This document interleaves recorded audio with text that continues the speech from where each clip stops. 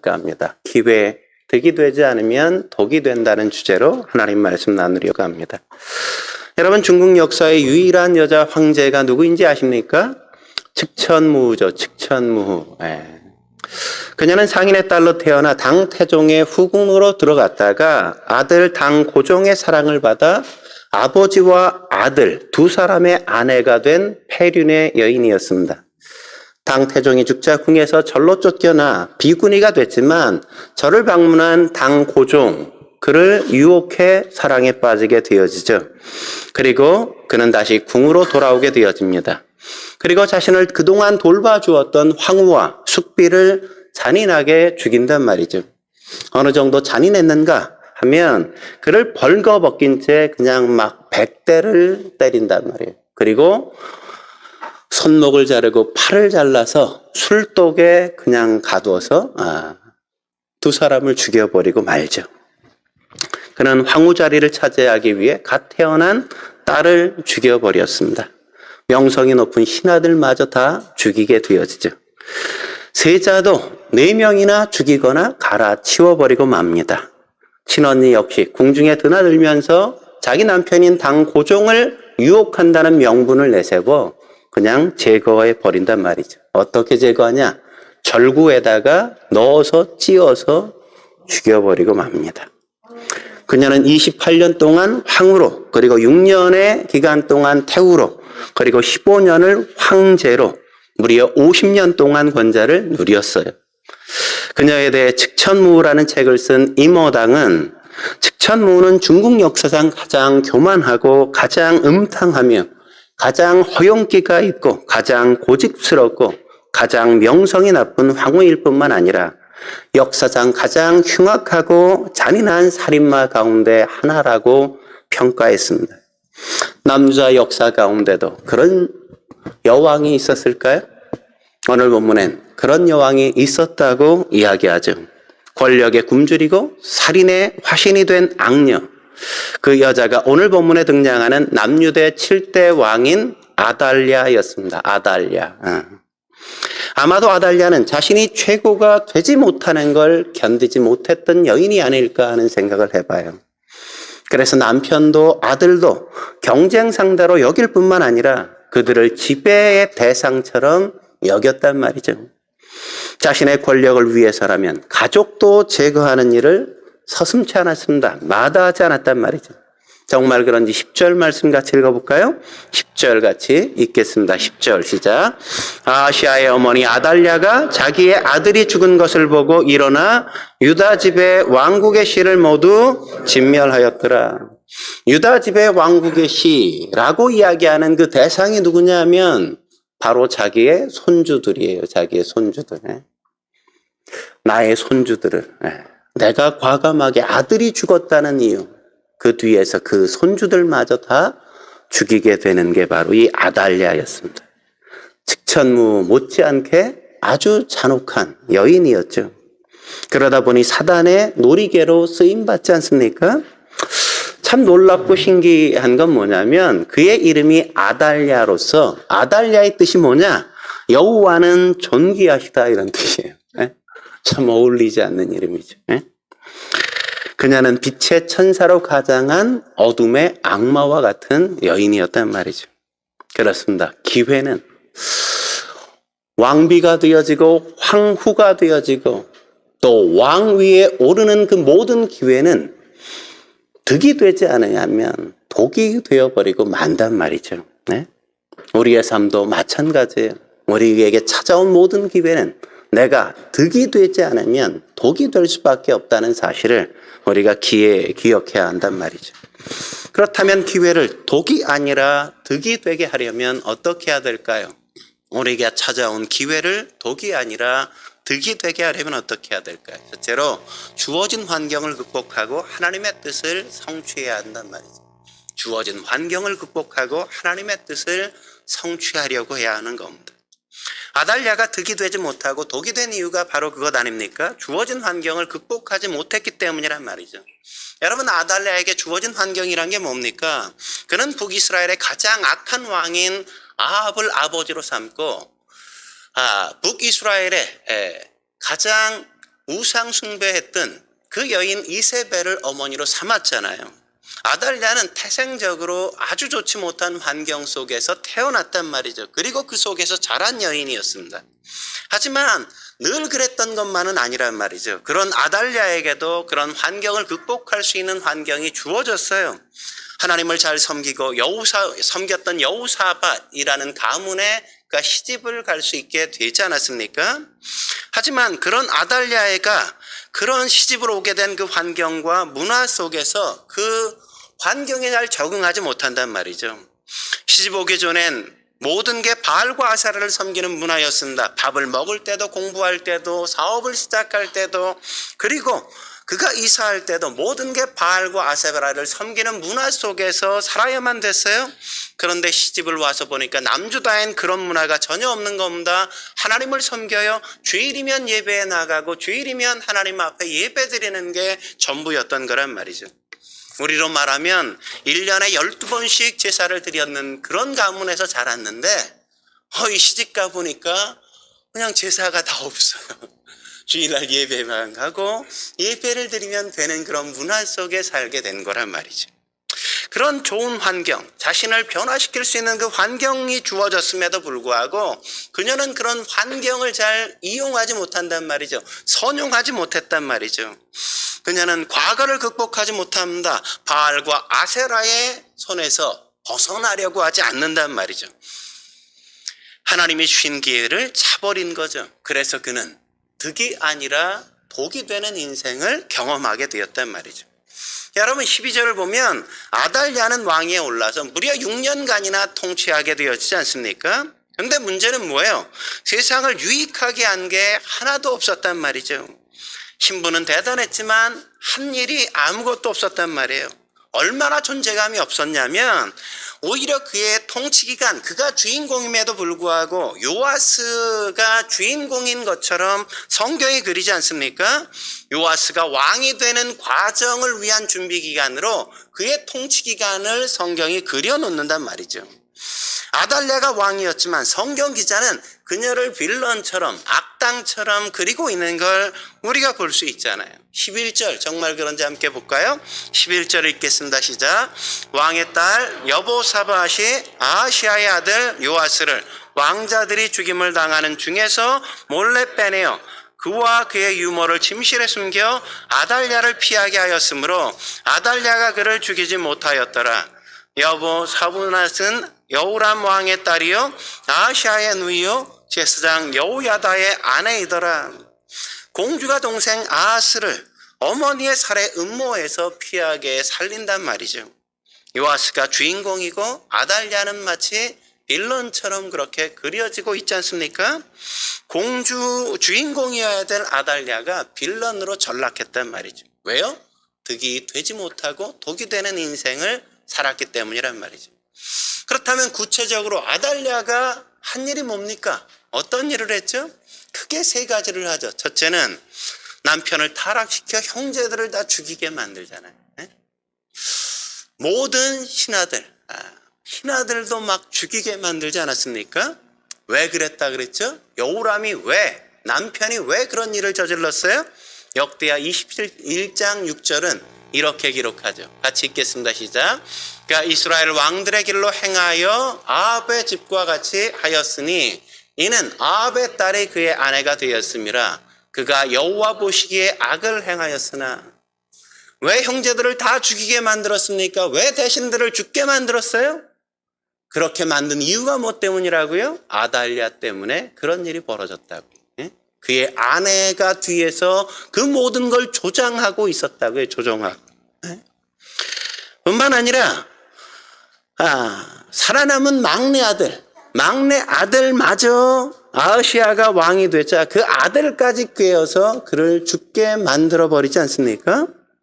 아하시아가 왕이 된 지 1년 만에 객사를 하고 말았단 말이죠. 객사를 하고 말아요. 그 이유가 뭐라고 이야기하죠? 3절에 이렇게 얘기합니다. 3절 같이 읽겠습니다. 시작.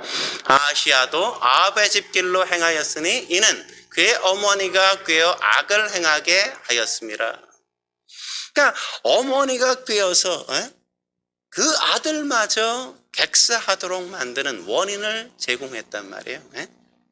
생각해 보세요. 왕비가 되어서 남편을 죽게 만들고 황후가 되자 그의 아들을 죽게 만들어버리는 이 여인이었단 말이죠. 그게 전문가요? 그렇지 않아요. 세 번째, 그 어떻게 합니까? 자신이 왕이 되고자 어떤 일을 벌여요? 손주들마저 다 잡아 죽인단 말이죠. 죽여요. 예? 그리고 그는 혁명이 일어나 도망치다가 죽게 되어지는 게 그의 인생의 마지막 장면이란 말이죠. 그만큼 하나님이 주어진 환경을 극복하고 하나님의 뜻을 성취할 수 있는 기회를 충분히 하나님께서 주었음에도 불구하고 그가 그 기회를 살리지 못했기 때문에 그런 비극적인 인생을 맞게 되어진 거란 말이죠. 그래서 가치 없는 인생을 산 겁니다.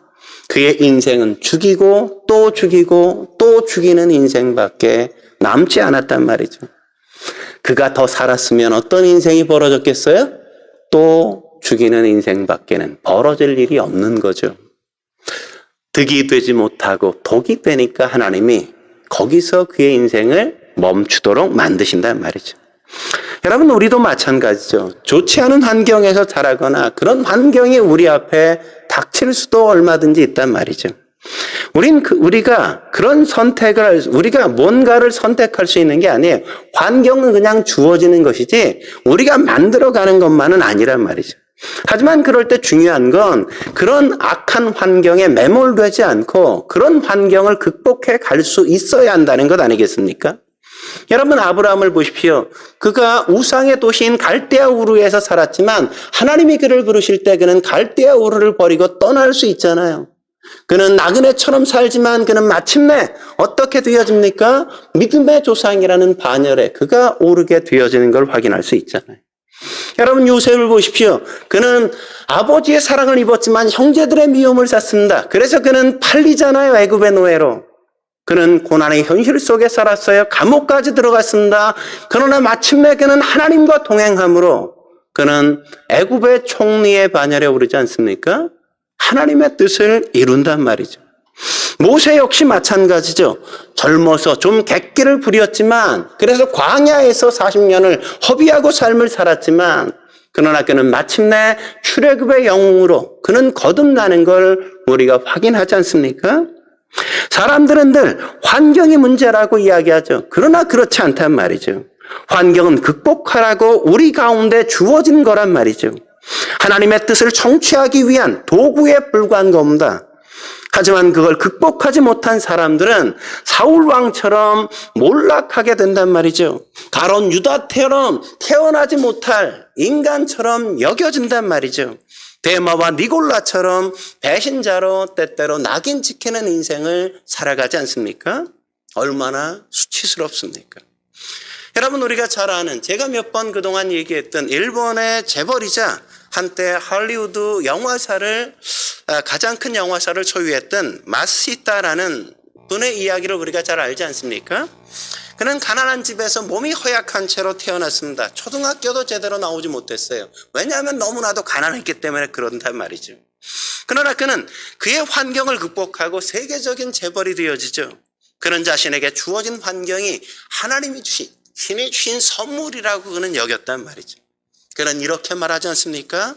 나는 하나님이 주신 세 가지의 은혜 덕분에 오늘날 이렇게 성공할 수 있었다고 그는 말하죠.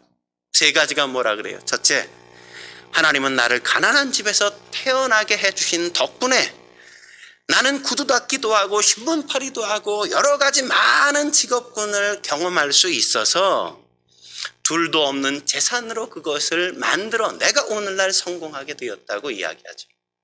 두 번째, 하나님은 나를 허약한 신체를 갖게 만들어 주신 덕분에 내가 운동을 열심히 해서 지금 90세의 나이임에도 불구하고 정정할 수 있었다. 그는 그렇게 이야기하잖아요. 그는 세 번째, 하나님이 나를 초등학교도 갈 수 없는 환경에서 자라게 하신 덕분에 세상의 모든 사람을 스승으로 삼아 만나는 사람들에게 무언가 배울 것이 없을까를 늘 찾고 모든 사람들로부터 내가 모든 걸 배울 수 있었다고 이야기하지 않습니까? 그는 내가 가난했기 때문에, 내가 건강하지 않았기 때문에 내가 배우지 못했기 때문에 라고 이야기하지 않고 그것 덕분에 내가 건강하게 이렇게 성공할 수 있었다고 이야기한단 말이죠. 사랑하는 성도 여러분, 우리에게 주어진 환경, 우리에게 주어진 현실, 그것을 때문에라고 가져가지 마십시오. 그것 덕분에 내가 그 주어진 현실을 극복함으로 더 위대한 인생, 더 나은 삶, 더 놀라운 인생을 걸을 수 있다는 사실을 놓치지 않길 주의 이름으로 축원합니다. 한 걸음 더 나아가 기회가 독이 아니라 득이 되게 하려면 어떻게 해야 될까요? 두 번째, 성숙한 인격으로 사람들에게 좋은 영향을 끼칠 수 있어야 한단 말이죠. 10절에 아달랴가 어떤 인격을 가진 사람인지 우리에게 단적으로 보여주지 않았습니까? 10절 다시 한번 읽어볼까요? 10절 읽겠습니다. 시작. 아하시아의 어머니 아달랴가 자기의 아들이 죽은 것을 보고 일어나 유다의 집에 왕국의 시를 모두 진멸하였으나, 아달랴가 얼마나 악합니까? 정말 잔인한 여인 아닙니까? 아들이 자신의 친정 북이스라엘의 오빠의 문병을 갖다가 거기서 그냥 죽어버렸단 말이죠. 그러면 얼마나 가슴 아프고 안타까운 일입니까? 나 때문에 그런 일들이 벌어졌다면 남편을 잃은 며느리를 위로해주고 아버지를 잃은 손주들을 그냥 위로해주면서 그들을 어떻게 도와주고 그들을 어떻게 위로하며 세워줄까를 고민해야 되는 게 당시의 가문의 어른으로서 아달랴가 해야 될 역할이잖아요. 그런데 그런 역할을 전혀 하지 않아요. 그는 어떤 일을 하죠? 그는 아주 잔인하게 상상할 수 없는 일을 벌이죠. 어떻게 해요? 손주들을 다 죽여버린단 말이죠. 왕의 시를 진멸해요. 왜요? 무엇 때문입니까? 권력에 대한 탐욕 때문이란 말이죠. 내가 더 높은 자리에 올라가고 싶어서, 내가 더 많은 사람들을 거느리기 위해서 그는 그런 짓을 저질렀단 말이죠.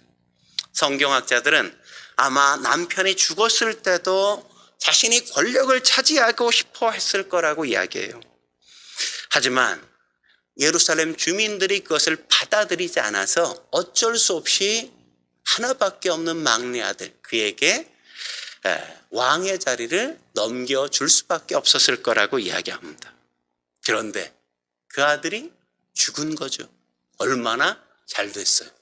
기다렸던 때가 왔다고 생각한 거죠. 절호의 기회라고 그는 생각한 겁니다. 아들이 죽었다는 소식이 들려지자 그는 손주들까지도 다 제거하고 더 이상 나 말고는 누구도 왕이 될 수 있는 사람이 존재하지 않게 만들어서 사람들이 나를 왕으로 추대하게 만든 거란 말이죠. 예? 권력에 대한 탐욕, 그것이 얼마나 무서운 건지 우리는 여기서 확인할 수 있단 말이죠. 남편도 손주들까지도 다 죽일 수 있는 것, 그게 바로 권력에 대한 탐욕이었다는 걸 우리는 여기서 확인하는 겁니다. 짐승과 같죠. 예? 인간의 길 스스로 포기한 거죠. 지금도 정치권에서 그런 말이 있잖아요. 영원한 적도 없고 영원한 동지도 없다. 예? 내 권력을 위해서라면. 그게 그 말 뒤에 있는 것 아니겠습니까? 권력에 대한 탐욕이 만드는 비극이란 말이죠. 권력이나 탐욕은 몇몇 정치인들에게만 문제가 아니죠. 모든 사람들이 갖고 있는 것 아니겠습니까? 이게 잘못 사용되어질 때 우리의 인격을 더럽힌단 말이죠. 역사의 광기를 부린 권력자들이 모두 그러했단 말이죠. 로마 시대의 네로가 그러하지 않았습니까? 2차 세계대전을 일으킨 히틀러가 그랬고 스탈린이 그랬단 말이죠. 힘이란 자신이 원하는 걸 얻을 수 있는 능력인 겁니다. 그렇기에 하나님은 각 사람에게 적절하게 그 힘을 갖도록 만들어 주셨어요. 기본적인 능력을 모든 사람에게 다 주셨단 말이죠. 실력도 주시고 체력도 주시고 매력도 갖게 하시고 영역도 어느 정도 다 허락해 주셨어요. 그걸 잘 개발해서 선한 영향력을 끼치도록 하시기 위해서 하나님은 허락하신 거란 말이죠. 그렇게 하는 게 건강한 인격을 가진 사람의 모습 아니겠습니까? 그런데 어떤 사람들은, 사단은, 죄는 그 사람을 그렇게 하도록 만들지 않죠. 그가 그걸 개발해서 악한 영향력을 끼치는데 그 힘을 사용하게 만들지 않습니까? 인간은 누구나 권력에 화신이 되게 만드는 게 바로 그것이란 말이죠.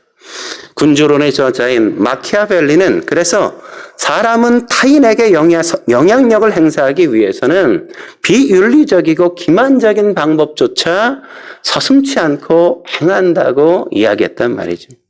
남편도 아들도 손주들까지도 내 권력을 위해서라면 누구도 다 제거할 수 있다는 그 마음을 갖게 만든단 말이죠. 그렇기에 성숙한 인격을 갖추는 게 무엇보다도 중요한 겁니다. 힘보다도 먼저 우리가 갖추어야 될 게 성숙한 인격, 선한 인격이란 말이죠. 성숙한 인격의 사람이 되려면 가장 중요한 게 뭐냐? 바로 하나님을 경외하는 마음이란 말이죠. 솔로몬이 의미 있는 인생을 살도록 교훈하면서 전도서 마지막 장 마지막 구절 바로 앞절에 이런 권면을 하죠. 전도서 12장 13절 같이 읽겠습니다. 시작. 일의 결국을 다 들었으니 하나님을 경외하고 그의 명령들을 지킬지어다. 이것이 모든 사람의 본분이니라. 모든 사람을 사람 되게 만드는 것, 사람이 사람답게 살게 하는 게 뭐라고요? 사람을 사람답게 만드는 그 인격을 만들어주는 그 기초가 뭐냐면 하나님을 경외하는 거라고요. 하나님의 말씀을 지키는 게 바로 사람을 사람답게 만든단 말이죠. 하나님을 경외하지 않으면 위에 계신 하나님이 나를 창조하시고 그분이 통치하시며 그분이 나를 심판하실 분이라는 걸 우리가 알지 않고 그것을 인정하지 않으면 그 누가 그 부모를 공경하겠습니까? 하나님이 계신 걸 인정하지 않는 그 사람이 어떻게 우리 위에 주어진 그 스승을 존경할 수 있겠습니까? 회사에서 우리 위에 세워진 상사의 권위를 누가 인정하겠어요? 우리 위에 세워주신 그 하나님이 그 모든 권위자들을 세워주셨다는 사실을 알 때 우리는 그 모든 권위를 존중할 수 있고 그분들의 리더십을 인정하고 함께 따를 수 있는 것 아니겠습니까? 힘은 누구에게서 오는가?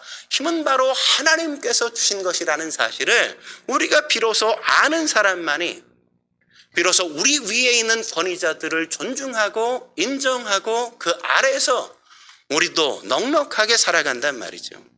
하나님을 경외하는 사람이 사람을 귀하게 여겨요. 부모님을 공경할 수 있고 이웃들을 사랑할 수 있단 말이죠. 왜냐하면 힘은 바로 위로부터 오는 것이라는 걸 알기 때문입니다. 그래서 시편 18편 1절에 뭐라고 고백하죠? 나의 힘이 되신 여호와여 내가 주를 사랑하나이다. 힘이 누구라고요? 하나님의 힘이란 말이에요. 하나님이 힘을 허락하시는 분이란 말이죠.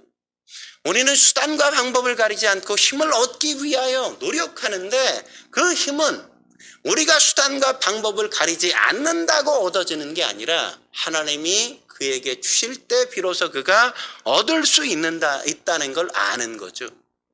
그걸 아는 사람은 하나님을 사랑할 수밖에 없어요. 성령 충만을 구할 수밖에 없어요. 성령의 열매를 맺는 은혜의 삶을 살기를 갈망할 수밖에 없단 말이죠. 하나님의 은혜가 아니면 내가 그런 인생을 살 수 없다는 사실을 알기에 그는 성령의 열매를 구하며 살아가는 겁니다. 사랑하며 살아요. 사람들의 기쁨을 구해요. 사람들에게 평화롭게 함께 만들어요. 사람들의 잘못에 대해 오래 참을 뿐만 아니라 그들이 잘못할 때 너그럽게 그 잘못을 끌어안아주고 받아준단 말이죠.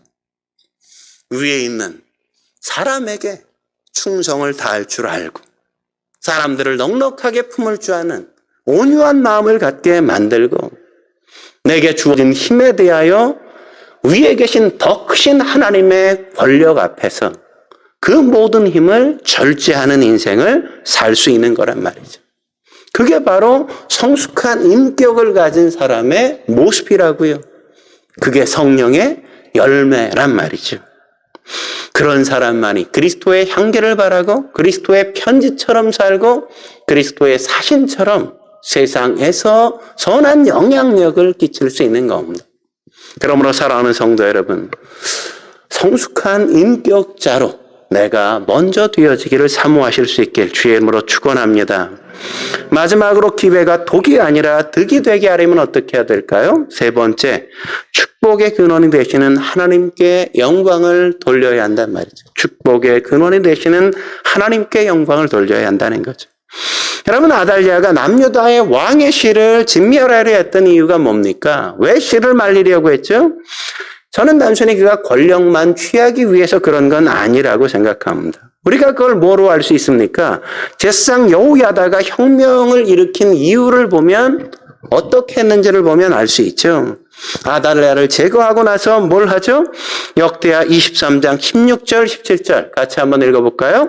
16절 17절 읽겠습니다. 시작. 여호야다가 자기와 모든 백성과 왕 사이에 언약을 세워 여호와의 백성이 되리라 한지라. 온 국민이 바알의 산당으로 가서 그 산당을 부수고 그의 제단들과 형상들을 깨뜨리고 그 제단 앞에서 바알의 제사장 맏단을 죽이니라. 어떻게 했다고요? 아달랴를 제거한 후에 요아스를 왕으로 세운 후에 왕과 백성들에게 하나님을 사랑하는 하나님의 백성이 될 것을 언약하게 만들죠. 그리고 바알의 상들을 다 제거하고 바알의 제단들을 다 제거했습니다. 그리고 바알을 섬겼던 제사장들을 맏단을 제거해버리고 말잖아요.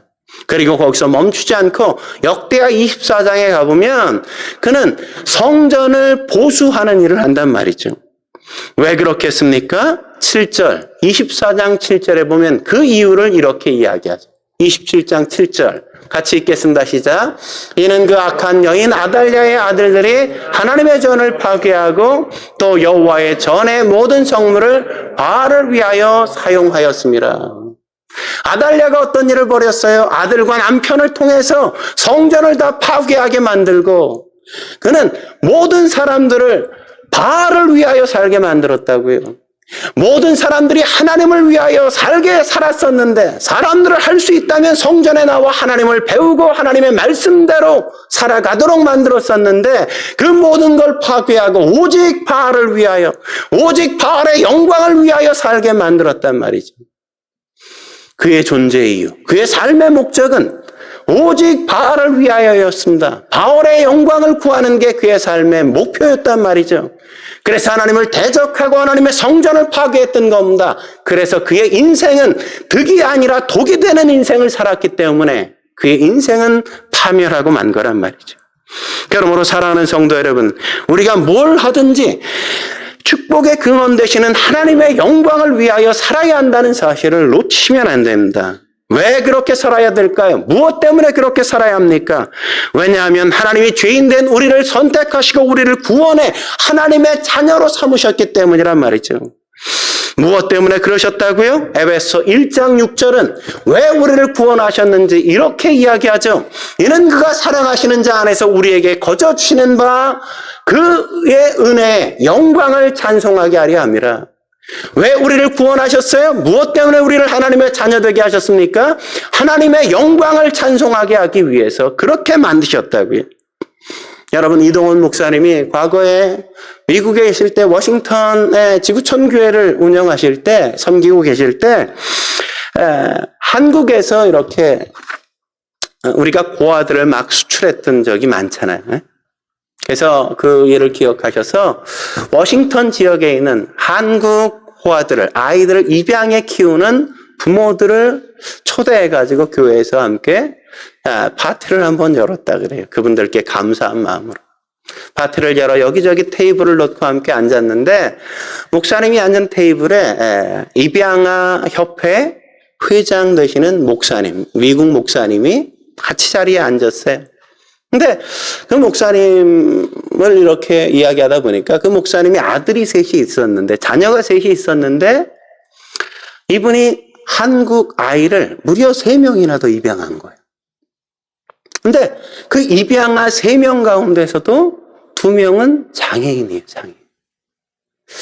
아니, 어떻게 그럴 수 있었을까? 왜 그랬을까? 너무나도 궁금해서 목사님이 조심스럽게 어떻게 아픈 한국 아이들을 입양할 수 있었냐고, 그 동기가 뭐냐고 물었대요. 그랬더니 그 목사님께서 아주 정색을 하시면서 이렇게 반문하시더래요. 하늘에 계신 아버지 하나님께서 저와 당신이 죄인인 줄 알면서도 정상이 아닌 줄 알면서도 우리를 당신의 자녀로 입양해 주셨잖아요. 그런데 어떻게 내가 그분의 자녀로서 아버지 하나님처럼 행하지 않을 수 있겠습니까? 정상이 아니라고, 죄인이라고 그분이 우리를 입양하지 않으셨다면 내가 구원받을 수 없었는데 어떻게 내가 정상이 아니라는 이유 때문에 그들을 입양하지 않는다는 건 말도 안 되는 일이죠. 그분이 그러시더래요. 두 분이 그렇게 아이들을 입양할 수 있었던 것은 하나님이 내게 베푸신 은혜에 대한 작은 응답의 차원밖에 되어지지 않는다고 그분들은 그렇게 고백했다 그러죠. 그렇습니다. 이게 바로 우리가 하나님의 영광을 위해 살아가야 할 이유 아니겠습니까? 바울도 고린도전서 10장 31절에서 그래서 이렇게 고백하는 거죠. 그런즉 너희가 먹든지 마시든지 무엇을 하든지 다 하나님의 영광을 위하여 하라. 여러분, 하나님께 영광을 돌리는 건 거창한 것만은 아니란 말이죠. 먹고 마시는 것 같은 아주 일상적이고 사소한 것 역시도 하나님의 영광을 위해서 할 수 있는 겁니다. 눈을 뜨고 하루를 맞는 것 역시도 하나님의 영광을 위해서 할 수 있는 거란 말이죠. 그건 장소의 문제가 아니에요. 그건 우리의 환경의 문제가 아닌 겁니다. 우리의 의식의 문제란 말이죠. 우리의 의식의 문제. 제가 새벽 예배 때도 그런 이야기를 좀 했지만 지난주에 우리가 잘 아는 황경수 권사님 교회에 가끔 오시고 우리 교회를 많이 후원해 주신 우리 황경수 권사님이 지난주에 토요일인가 금요일 날 저한테 전화를 하셨어요. 혹시 목사님 다음 주에 월요일 날 시간 되시면 춘천에 계신 우리 어머니 좀 한번 같이 가서 뵈면 안 돼요? 그러시더라고요. 사실 이제 연세가 많이 드시니까 혼자 차를 몰아서 거기까지 가시는 게 너무 쉽지 않은 일이 돼버린 거예요. 지하철을 타고 가면 하루 종일 걸려 갔다 왔다. 그러니까 어렵게 그분이 얼마나 쉽지 않게 저에게 부탁을 그렇게 입을 떼셨겠어요. 그래서 제가 당연히 그래야죠. 시간 내야죠. 그리고 제가 아침에 일찍 나와서 권사님 모시고 권사님 친구분 두 권사님을 더 모시고 그렇게 춘천에 갔어요. 요양원에. 어머니가 101살이세요. 어머니가 그러세요. 101살이라고 얘기하지 마. 그러니까 황 권사님이 그럼 1살이라 그럴게요. 이렇게. 1살이라 그렇게. 거기에서 이제 어르신을 뵀어요. 갔었는데 어머니가 얼마나 총기가 좋으신지 귀만 조금 어둡고 그냥 시력도 너무 좋고 너무 나이에 같지 않게 너무 유머 감각이 아주 좋으신 거예요. 너무너무 밝으세요. 대부분 요양원에 가보면 음침하고 이렇게 좀 깔아앉고 우울하고 좀 아프니까 어둡고 막 이렇잖아요. 근데 이 어르신에게는 그런 분위기가 전혀 없어요. 두유 한 상자 갖고 온 것 때문에 너무너무 감사하다고 이야기하시고 찰밥 좀 다른 권사님이 싸웠다 그러니까 아이고 뭘 이런 걸 싸왔냐고 너무너무 고맙다고 막 그렇게 이야기하시고 제가 기도해 드린다고 하니까 그냥 기도 한마디 끝나면 아멘, 한마디 끝나면 아멘. 그래서 기도를 빨리 끝내지 못하게 만드시는 특별한 은사가를 갖고 계시더라고요. 요양원이라는 것이 그렇게 감사할 만한 것이 아니지 않습니까? 그냥 누구도 별로 들어가고 싶지 않은 그런 곳. 그렇게 우리 부모님도 들어가고 싶어 하시지 않으시거든요. 근데 너무너무 감사하대요. 성경을 읽는 것 때문에 너무너무 바쁘대요. 하루가 얼마나 행복한지 모르신대요. 그냥 말만 열면, 입만 열면 감사하다, 고맙다, 얼마나 행복한지 모른다. 얼굴 표정 속에 그 행복함이 가득히 묻어나세요. 그래서 시편도 다 끝내고 이제 잠언 읽기 시작했다고. 그러시면서 늘 하나님의 임재의 의식 속에 살아가시는 게 그냥 그분을 뵈면 느껴질 정도예요. 환경의 문제가 아닌 겁니다. 어디에서나 무엇을 하든지 하나님의 임재를 느끼고 하나님의 영광을 위하여 사는 건 어떤 것이든지 다 가능한 거란 말이죠. 여러분, 하나님이 우리에게 주신 게 얼마나 많아요? 가정도 주시고 자녀도 주시고 일터도 주시고 많지는 않지만 물질도 우리에게 허락하시고 우리에게 건강도 주셨잖아요. 이것들을 다 하나님과 연결시키면 걸작 인생이 되는 겁니다. 아달랴와 같이 많은 걸 받았지만 자신의 탐욕과 연결을 시키면 결국 졸작 인생이 된단 말이죠. 하나님의 영광과 연결되지 못한 지식은 하나님을 대적하게 만들어요. 하나님과 연결되지 않은 재물은 언제나 타락의 도구로 전락한단 말이죠. 하나님의 영광과 연결되지 않은 권력은 사람들을 억압하고 짓밟게 만들지 않습니까? 하나님의 영광과 연결되지 않은 인기와 명예는 언제나 사람을 교만하게 만들지 않습니까? 그러나 하나님의 영광과 연결된 인생은 다르단 말이죠. 여러분, 다윗을 보십시오. 그가 하나님의 영광과 연결된 인생을 통해 걸작 인생을 만들어 가잖아요.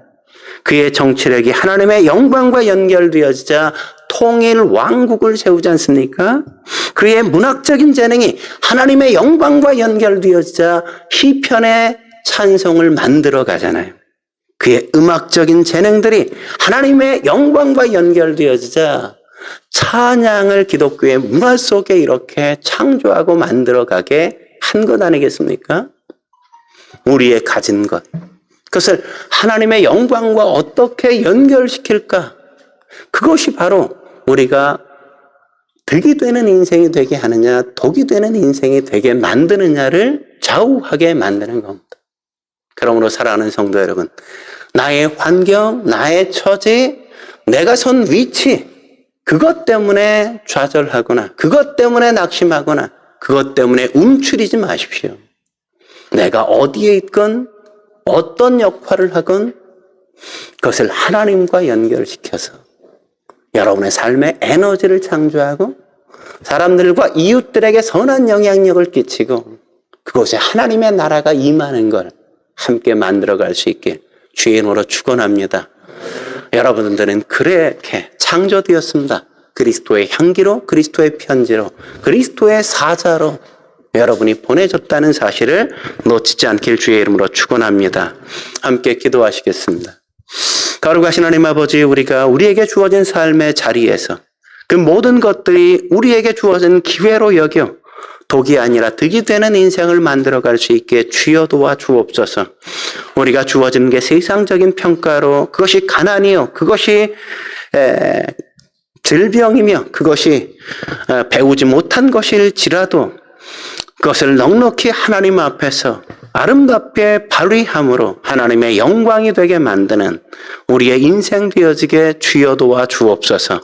세상적인 가치와 평가로 우리를 재단하거나 우리의 삶의 환경을 재단하지 않도록 주여 도와 주셔서 우리가 넉넉하게 자신 있게 하나님이 세우신 그 자리에서 당당하게 하나님의 자녀답게 삶을 살아 하나님의 영광과 찬송이 되게 주여 저희를 붙잡아 주옵소서. 함께 하신 주님께 감사드리며 예수님의 이름으로 기도드립니다. 아멘.